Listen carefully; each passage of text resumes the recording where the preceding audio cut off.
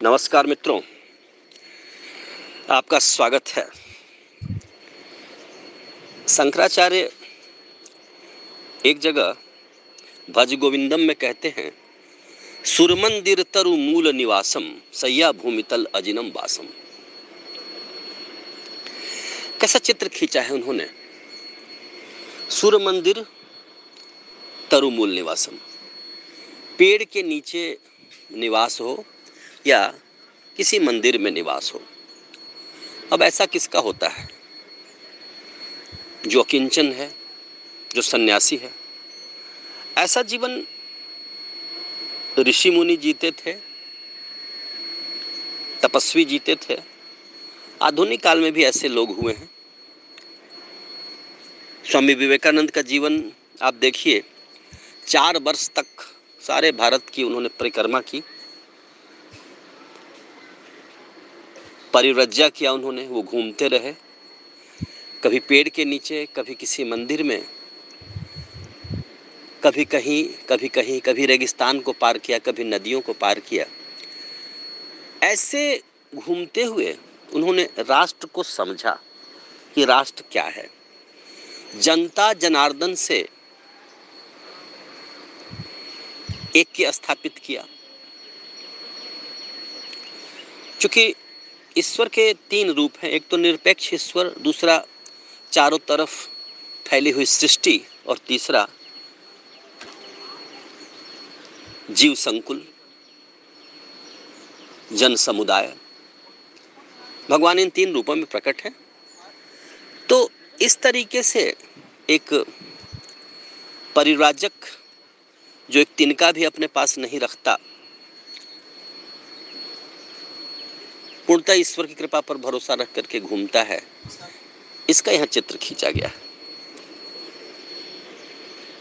कहीं कहीं कहा गया है कि आपकी आध्यात्मिकता इस बात पर निर्भर करती है कि आप कंज्यूम कितना करते हैं और प्रोड्यूस क्या करते हैं। तो जो सन्यासी है उसका कंजम्पशन बहुत कम है। वो रहने के लिए घर भी नहीं बना रहा है, उसको किसी भी छड़ सीमेंट गिट्टी की जरूरत नहीं है। न वो आपसे एसी मांग रहा है, न फैन मांग रहा है। पेड़ के नीचे है, मंदिर के पास बस गया। गोस्वामी जी का उदाहरण ले लीजिए। गोस्वामी जी कभी तो अयोध्या के घाट पर होते, कभी बनारस में होते, कभी चित्रकूट में होते। ऐसे करके उन्होंने अपना जीवन बिताया। समाज से बहुत कम लिया उन्होंने, लेकिन क्या दे दिया? ऐसे ऐसे ग्रंथ दे दिए, ऐसा अमृत का कलश दे दिया, रामचरितमानस, जो युग युग तक लोगों का मार्गदर्शन करता रहेगा, लोगों को अमृत सुधा पिलाता रहेगा। तो ये बात बताई गई है यहाँ पर कि एक चित्र खींचा गया है कि जो बहुत कुछ देते हैं वो कुछ नहीं लेते, और उन्हीं के लिए कहा गया है, सुरमंदिर तरु मूल निवासम सैया भूमितल अजिनम वासम। ये बात कही गई है, भूमि पर सैया लग गई। इसी को चिन्मयानंद मिशन के प्लेज में कहा गया है, we produce more than we consume. कोई कवि कहता है, लिया बहुत बहुत ज्यादा, दिया बहुत बहुत कम, अरे मर गया देश जीवित रह गए तुम। दूसरा छोर है जहां केवल अपने लिए डिमांड है, और एक आदमी का खर्च। आप किसी वीआईपी को लाइए, किसी काम के लिए बुलाइए, देखिए पहले गेस्ट हाउस बुक करना पड़ता है, और कितना खर्च और कितना मेहनत है। सवेरे से शाम तक तीमारदारी में कितने लोग लगे हुए हैं उसे एक व्यक्ति को टिका करके रखने के लिए, and that is called VIP.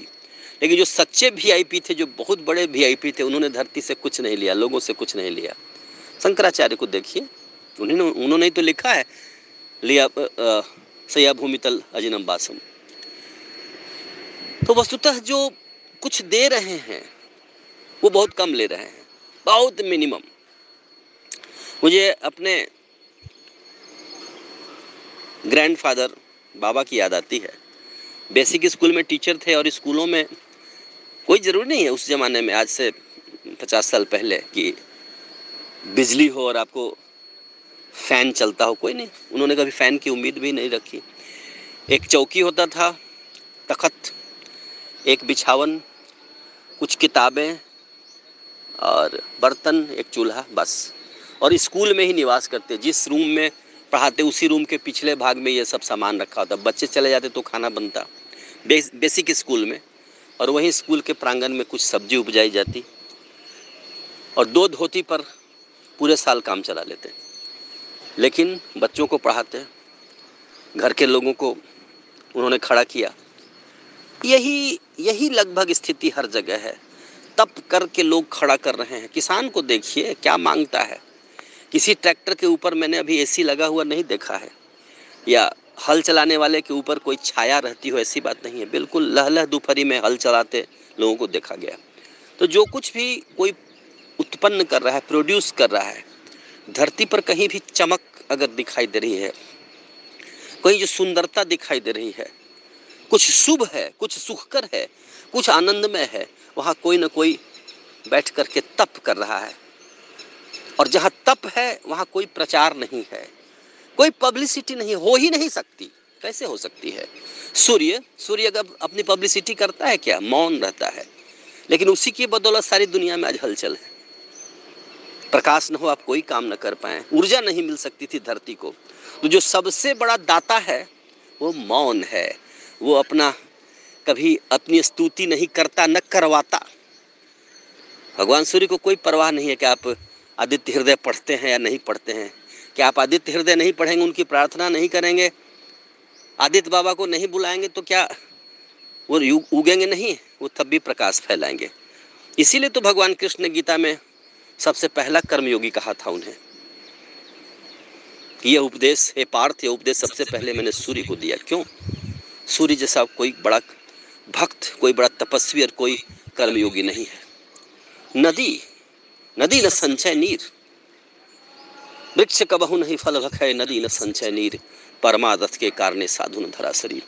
कैसी सुंदर योजना है, कितना पावन है, कितना सुभग है। देखिए, जो कोई भी दुनिया में कुछ कर रहा है, सुख उत्पन्न कर रहा है, किसान भले गेहूं उत्पन्न कर रहा हो, माली फूल, वो सब तपस्या करते हैं और बहुत कम लेते हैं। हम सब अपनी माताओं का याद कीजिए।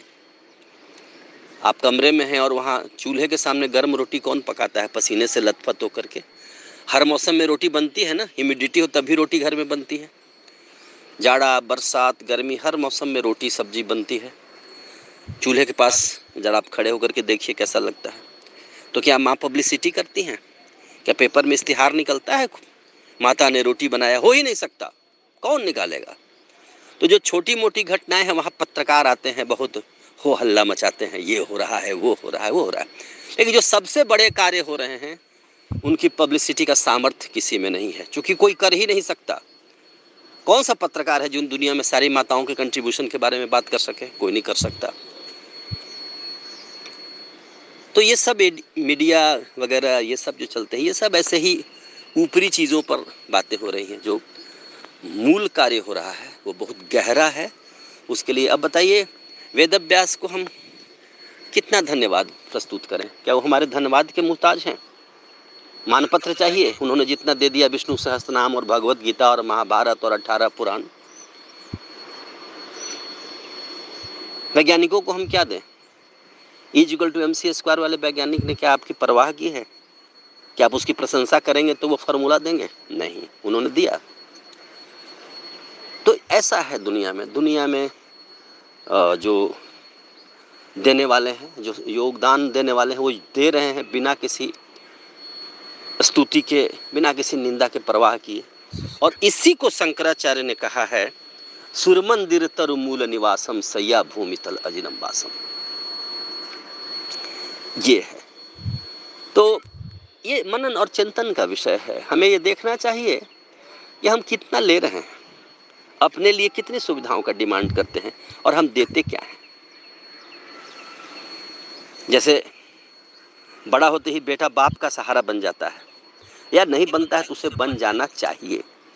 ऐसे ही हर नागरिक को राष्ट्र का सहारा बनना है, समाज का सहारा बनना है।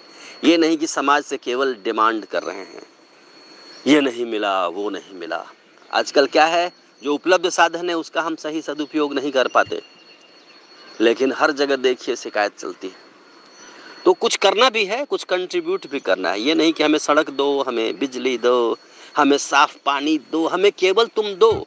और दुनिया के किसी देश में यदि मैं फंस जाऊं तो वहाँ से हमें हवाई जहाज़ भेज करके वहाँ से तुम मुक्त कराओ, सब कुछ तुम कराओ, हमारी सुरक्षा भी तुम ही करो, बस हम तो जिएंगे, केवल केवल सांस ले रहे हैं। तो इसके लिए गोस्वामी जी कहते हैं जीवित सौ सम ये सब प्राणी, ये सब जीवित होकर के भी मुर्दे के समान हैं। तो हम सबको ये देखने की ज़रूरत है कि हम क्या दे रहे हैं, क्या कंट्रीब्यूट कर रहे हैं, क्या देव ऋण, ऋषि ऋण और पितृ ऋण से हम मुक्त होने का प्रयास कर रहे हैं। तो ये एक बहुत महत्वपूर्ण संदेश है जो सारे महापुरुष और शास्त्र हमें बताते हैं। धन्यवाद। जय श्री राम, जय भारत, जय जगत।